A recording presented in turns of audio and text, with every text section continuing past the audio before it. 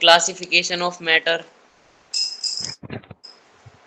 पहले मुझे इस चैप्टर के बारे में बताओ ना।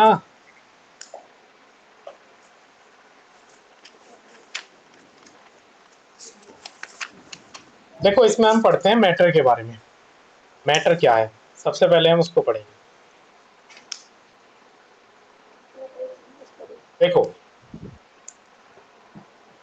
मैटर की कोई डेफिनेशन बताएगा मुझे? What is matter?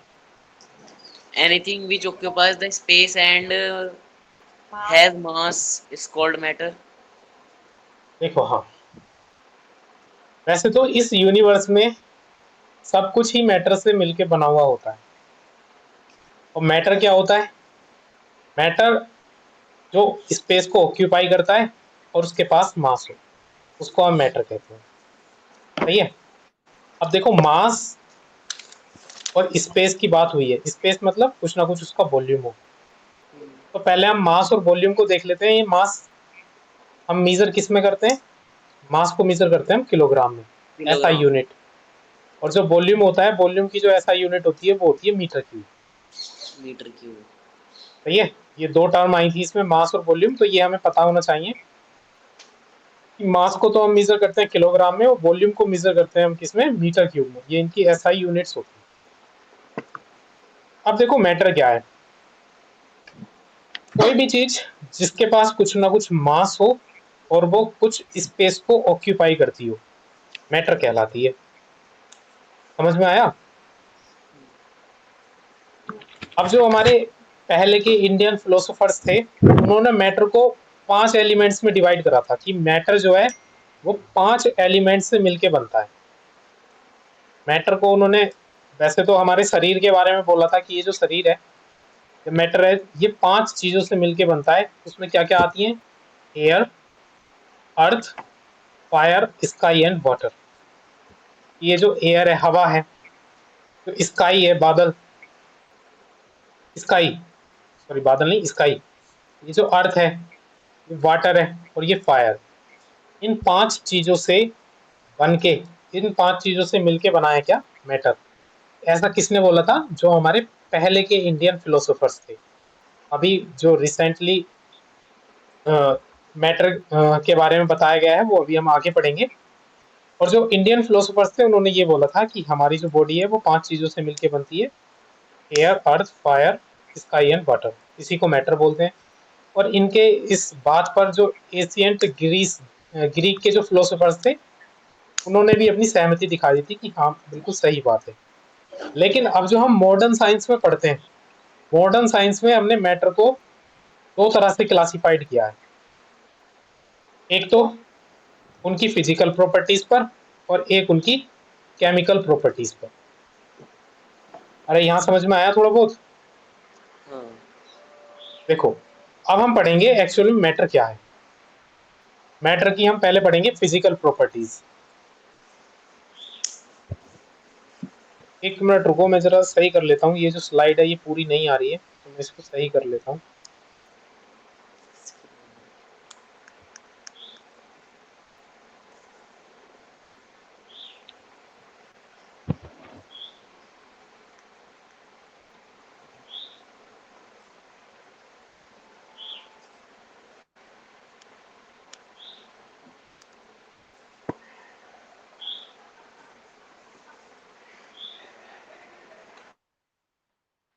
अब ठीक है।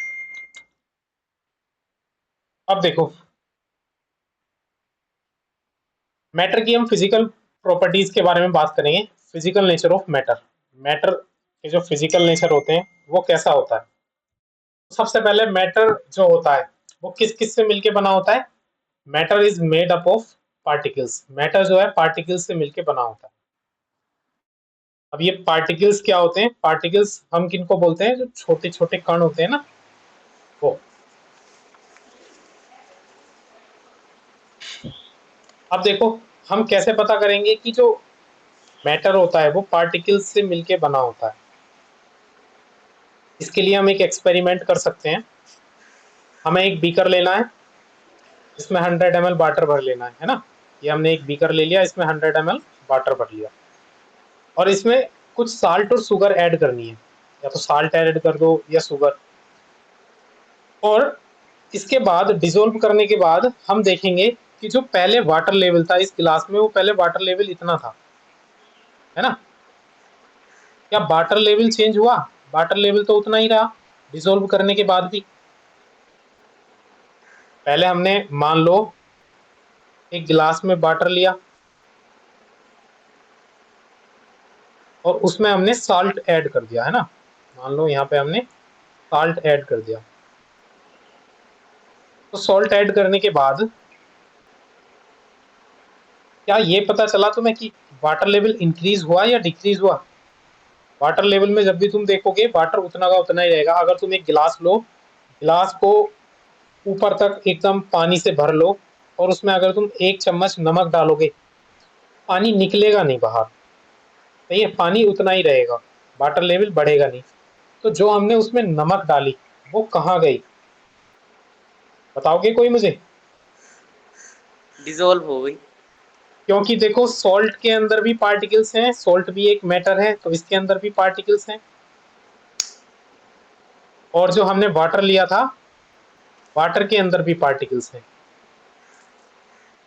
तो जो नमक है, जो सॉल्ट है, ये वाटर के अंदर जो पार्टिकल्स के बीच में स्पेस है, पार्टिकल्स के बीच में ना स्पेस रहता है, तो पार्टिकल्स के अंदर जो स्पेस है बीच में, ये सॉल्ट के पार्टिकल्स उस स्पेस में चले गए। अब क्योंकि जो वैकेंट स्पेस था उसमें ये पार्टिकल्स चले गए हैं, तो वाटर लेवल ना तो बढ़ा और ना ही कम हुआ। समझ में आया? मैटर के अंदर पार्टिकल्स होते हैं, पार्टिकल्स के बीच में स्पेस होता है। जैसे ही हम पानी में अगर सॉल्ट, नमक को डालते हैं, तो जो पानी के अंदर के पार्टिकल्स होते हैं उनके बीच में जो स्पेस होता है, उस स्पेस में नमक के पार्टिकल्स जाके घुल जाते हैं। इतना समझ में आया? हम पहली प्रॉपर्टीज जो पढ़ेंगे मैटर की, वो पहले तो ये पढ़ेंगे कि ये पार्टिकल कितने छोटे होते हैं। कोई बता सकता है पार्टिकल कितने छोटे होते हैं? पार्टिकल्स बहुत ज्यादा छोटे होते हैं। इसका एक एग्जाम्पल, एक एक्सपेरिमेंट हम घर पे कर सकते हैं। तुम दोनों ने तो ये देखा होगा, मैंने जब ये कराया था कोचिंग पे, कि हमें लेना है एक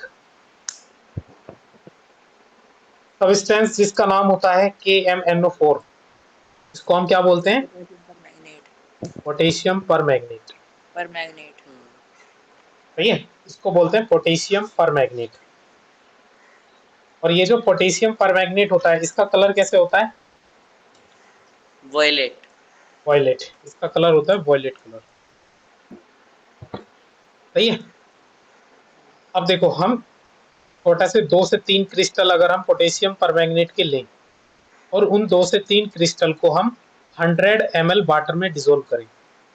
देखो ये हमने 100 ml वाटर लिया और इसमें ये 2 से 3 क्रिस्टल ओनली पोटेशियम परमैंगनेट के डाल दिए इसमें। तो ऐसा डालने के बाद इसका कलर कैसा हो गया? वॉयलेट। अब देखो हम देखते हैं, अब इसमें क्योंकि पोटेशियम परमैंगनेट के पार्टिकल्स डिसोल्व हो गए, हमने तो बहुत कम, मतलब एक चुटकी से भी कम पोटेशियम परमैंगनेट लिया था और उसको इसमें घोल दिया था, तो उस एक चुटकी पोटेशियम परमैंगनेट में बहुत सारे पार्टिकल्स होंगे। वही देखेंगे हम कितने पार्टिकल्स होंगे। देखो इसमें से हमने 100 ml में से 10 ml पोटेशियम परमैंगनेट निकाल लिया, है ना। ये वाटर जो है पोटेशियम परमैंगनेट का, ये वाटर हमने 10 ml निकाल लिया और 10 ml निकालने के बाद दूसरे बीकर में डाल दिया, तो दूसरे बीकर का भी कलर चेंज हो गया। ये कलर चेंज कब हुआ होगा? जब इस वाले बीकर में भी पोटेशियम परमैंगनेट गया होगा। मतलब जो पार्टिकल्स पोटेशियम परमैंगनेट के इसमें थे वो अब इसमें भी चले गए, केवल 10 ml निकालने पर। फिर से अगर हम इसमें से 10 ml निकालें, क्योंकि इसमें तो बहुत कम पार्टिकल्स आए हैं ना, इसमें से अगर फिर से 10 ml निकाल के देखें और उसे दूसरे बीकर में डालें, तो दूसरे वाले बीकर का फिर से कलर चेंज हो गया। इट मीन्स अभी भी पार्टिकल्स इसमें ट्रांसफर हो गए। पहले कुछ पार्टिकल्स इसमें ट्रांसफर हुए, फिर कुछ पार्टिकल्स इसमें। अगर हम फिर से ऐसा करते हैं, 10 ml लेके इसमें डालें, इसका कलर फिर से चेंज हो जाएगा। तो यहाँ से हमें क्या पता चलता है?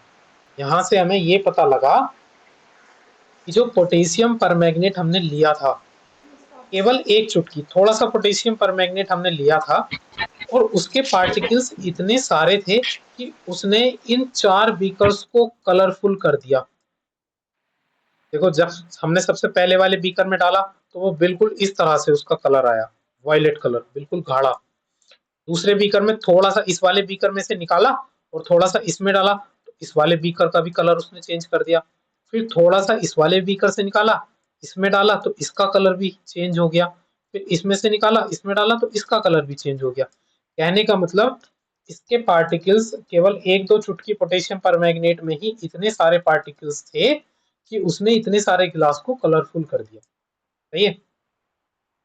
तो हम ये बोल सकते हैं कि बहुत ही थोड़े से सब्सटेंस के अंदर भी मिलियंस ऑफ पार्टिकल्स होते हैं, मिलियंस ऑफ पार्टिकल्स। समझ में आया?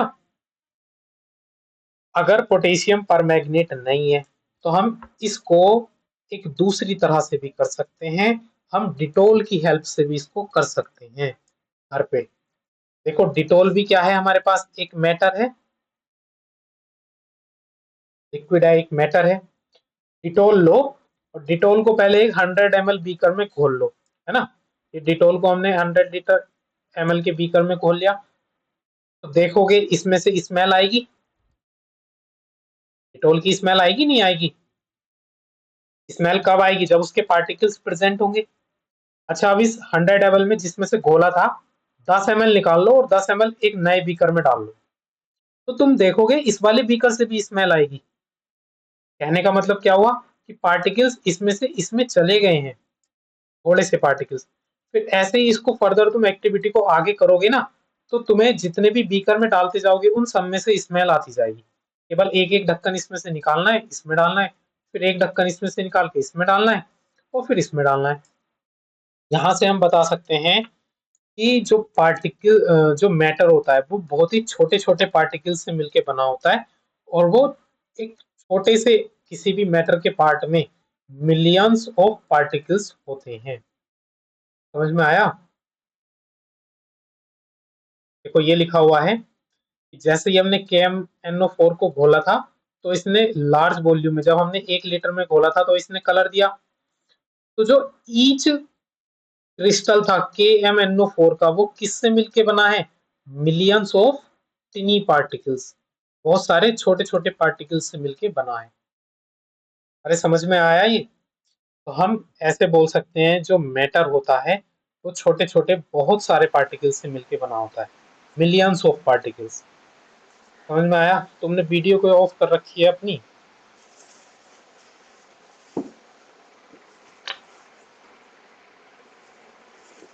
वीडियो क्यों ऑफ कर देते हो? सोने चले जाते हो क्या तुम? वीडियो ऑन रखा करो जिससे मुझे पता चलता है तुम क्या कर रहे हो। ठीक है, चलो अगली प्रॉपर्टी पढ़ेंगे हम मैटर की, जिसमें हम पढ़ेंगे कि जो मैटर होता है उसके पार्टिकल्स के बीच में ना गैप होता है। Particles of matter have space between them. जो मैटर के पार्टिकल्स होते हैं उनके बीच में स्पेस होता है। कैसे पता कर सकते हैं हम? अभी बताया था मैंने पहले एग्जाम्पल। अगर हम वाटर लेंगे, ये वाटर ले लिया हमने और वाटर में अगर हम सॉल्ट को ऐड करेंगे तो जो सॉल्ट होगी वो वाटर के अंदर डिसॉल्व हो जाएगी। डिसॉल्व कैसे होगी? जो वाटर के अंदर पार्टिकल्स हैं उनके बीच में गैप होता है, स्पेस होता है, उस स्पेस में सॉल्ट क्या हो जाएगी? डिसॉल्व हो जाएगी। इससे हम क्या बता सकते हैं? जो पार्टिकल्स होते हैं, पार्टिकल्स उनके बीच में क्या होता है? स्पेस होता है। अरे, आया समझ में? हाँ। दूसरी, देखो ध्यान रखना, पहली प्रॉपर्टी क्या पढ़ी हमने? Particles of matter have space between them. ये प्रॉपर्टीज लिखने को आती हैं कि मैटर के पार्टिकल्स की प्रॉपर्टी लिखो। पहली प्रॉपर्टी क्या लिखेंगे हम? कि जो मैटर के पार्टिकल्स पार्टिकल्स होते हैं हैव उनके बीच में क्या होता है? स्पेस होता है। स्पेस। दूसरी प्रॉपर्टी, जो मैटर के पार्टिकल्स होते हैं वो कॉन्टिन्यूसली मूव करते रहते हैं। कॉन्टिन्यूसली मूव कैसे करते रहते हैं? देखो एक्सपेरिमेंट पे हम इसको पता लगा सकते हैं। एक वो लेना धूप बत्ती, धूप बत्ती घर पे जलाई होगी तुमने। हाँ। जब धूप बत्ती को हम जलाते नहीं है, तो अगर हम उसकी स्मेल देखना चाहें, अगर हम उसकी स्मेल देखेंगे, तो हमें धूप बत्ती को नोज के बहुत ही क्लोज लेके आना पड़ेगा। जब वो जली हुई नहीं है, तब जाके हमें उसकी स्मेल आएगी। अच्छा, स्मेल कब आएगी? जब धूप बत्ती के जो पार्टिकल्स हैं, वो धूप बत्ती से निकल के हमारी नोज में जाएंगे, तभी तो वो उसकी स्मेल लेके आएंगे। हम्म, इतनी बात समझ में आई? हम्म, कहने का मतलब पार्टिकल मूव कर रहे हैं, जब हम धूप बत्ती के पास गए, तो वो पार्टिकल्स हमारी नोज में एंटर हुए, जिससे हमें धूप बत्ती की स्मेल आनी शुरू हो गई। यहाँ तक समझ में आया? वहीं हम उस धूप बत्ती को अगर जला देते हैं, तो क्या जलाने के बाद हमें उस धूप बत्ती की दूर से ही स्मेल नहीं आने लगती? हम रूम में कहीं भी बैठे हों, जैसे ही हम धूप बत्ती को जलाएंगे, तो ये जो उसका धुआं है, ये धुआं उड़ता जाएगा और हमारी नोज तक भी आएगा। और जैसे ही हमारी नोज तक आएगा, तो हमें इसकी स्मेल भी आएगी। समझ में आया? हाँ। तो ये जो धुआं हमारी नोज तक आया, क्या इस धुएं में इस धूप बत्ती के पार्टिकल्स थे नहीं? थे थे। तो ये पार्टिकल्स मूव करके ही तो हमारी नोज तक आए। तो क्या हम ये बोल सकते हैं कि जो मैटर के पार्टिकल्स होते हैं, वो कंटिन्यूअसली मूव करते रहते हैं? हाँ। बस इसमें एक बात और ध्यान रखना, कि जैसे ही हम टेम्परेचर को बढ़ाते हैं,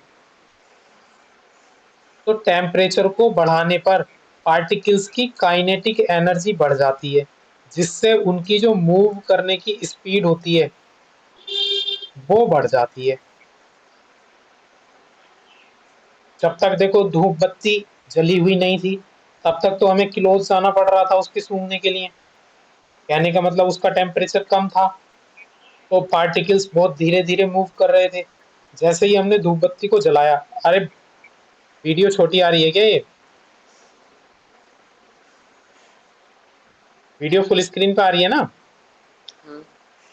हाँ सही है।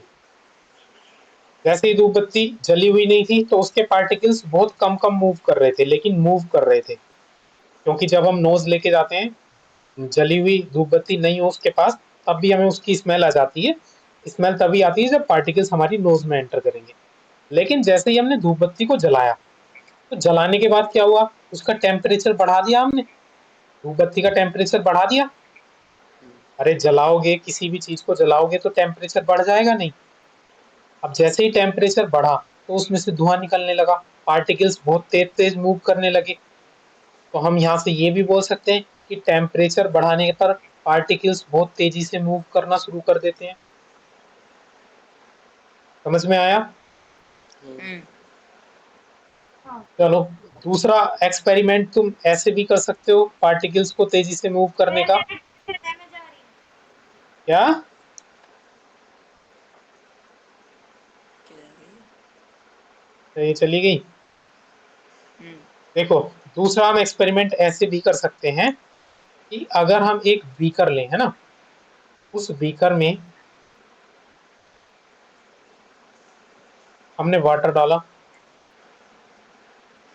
और इसमें हमने शुगर डाली, है ना। तो शुगर एक टाइम तक ही इसमें डिसॉल्व होती रहेगी। एक टाइम ऐसा आएगा, अगर हम इसमें शुगर डालते रहें, तो वो डिसॉल्व होनी बंद हो जाएगी, है ना। हम्म। तो अगर हमें उसे डिसॉल्व करना हो, तो क्या करना पड़ेगा? इसके पार्टिकल्स को तेज तेज घुमाना पड़ेगा। या अगर हम ऐसा नहीं कर सकते, तो नीचे हम इसके क्या लगा सकते हैं? आग लगा फ्लेम। सकते हैं। जब नीचे से हमने इसका टेम्परेचर बढ़ाया, तब शुगर घुलना शुरू हो जाएगी। ऐसे भी तो हम कर सकते हैं। क्या समझ में आया ये, कि जो पार्टिकल्स का जो मैटर होता है, उसके पार्टिकल्स कंटिन्यूअसली मूव करते रहते हैं। हम इस दूसरे एक्सपेरिमेंट से भी समझ सकते हैं। देखो, दो बीकर लो, दोनों को वाटर से फिल कर लो, और इसमें रेड इंक डालो या ब्लू इंक डालो, जोन सी भी इंक डालनी है। तो जैसे ही इसमें इंक डालोगे, तो क्या होगा? इंक डालने के बाद ये इसमें घुलनी शुरू हो जाएगी। इस तरह से मूवमेंट देखेगा, इसमें से देखोगे मूवमेंट। जो मूवमेंट हो रहा है, ये किसका मूवमेंट हो रहा है? इंक के पार्टिकल्स का मूवमेंट हो रहा है, सही है। तो जहां जहां पार्टिकल्स मूव कर रहे हैं वहां वहां ये इंक जाती रहेगी। तो हम इससे ये भी बोल सकते हैं कि जो पार्टिकल्स होते हैं मैटर के, वो मूव करते हैं, कंटिन्यूअसली मूव करते हैं। अगर हमें इसे तेजी से मूव कराना है तो क्या करना पड़ेगा, इसको हमें नीचे से टेम्परेचर बढ़ा देना पड़ेगा। नीचे से इसको गर्म कर दो तो ये तेज तेज मूव करेगी। अच्छा, कुछ पार्टिकल्स ऐसे होते हैं जिनके जो बहुत तेज तेज मूव करते हैं, कुछ पार्टिकल्स ऐसे होते हैं जो बहुत स्लोली मूव करते हैं। देखो, अगर हम एक कंटेनर में डालें इंक और एक कंटेनर में डालें शहद, तो शहद जो होगा ना वो कुछ टाइम के लिए नीचे जाके बैठ जाएगा गिलास में, और फिर जब उसे तुम 2 से 3 घंटे के बाद देखोगे तब जाके वो घुलना शुरू होगा या थोड़ा थोड़ा घुलेगा। और अगर तुम 5-6 घंटे के लिए उसे छोड़ोगे तब जाके वो पूरा घुलेगा। तो क्योंकि शहद भारी होता है तो इसके पार्टिकल्स धीरे धीरे मूव कर रहे हैं, तो इसलिए ये धीरे धीरे घुल रहा है। इंक हल्की होती है, इसके पार्टिकल्स तेज तेज मूव कर रहे हैं, इसलिए ये मुश्किल से मुश्किल 2 से 3 मिनट में ही डिसोल्व हो जाएगी। तो समझ में आया कि जो मैटर के पार्टिकल्स होते हैं वो कंटिन्यूअसली मूव करते हैं, बस कुछ मैटर के पार्टिकल ऐसे होते हैं जो स्लोली मूव करते हैं और कुछ के फास्ट मूव करते हैं। तो समझ में आया। आज के लिए इतना ही रखेंगे, बाकी इस पूरे चैप्टर को बहुत अच्छे से पढ़ेंगे। विद मैंने डायग्राम सब कुछ समझाया हुआ है पूरे चैप्टर में, क्वेश्चंस भी हैं एनसीईआरटी के, सारे क्वेश्चंस हैं, सारे क्वेश्चन करेंगे, सही है। आज के लिए इतना ही रखते हैं, इस चैप्टर को जरा पढ़ना, कल को क्वेश्चन पुट अप करूंगा मैं थोड़े, सही है। चलो आज के लिए इतना ही रखते हैं।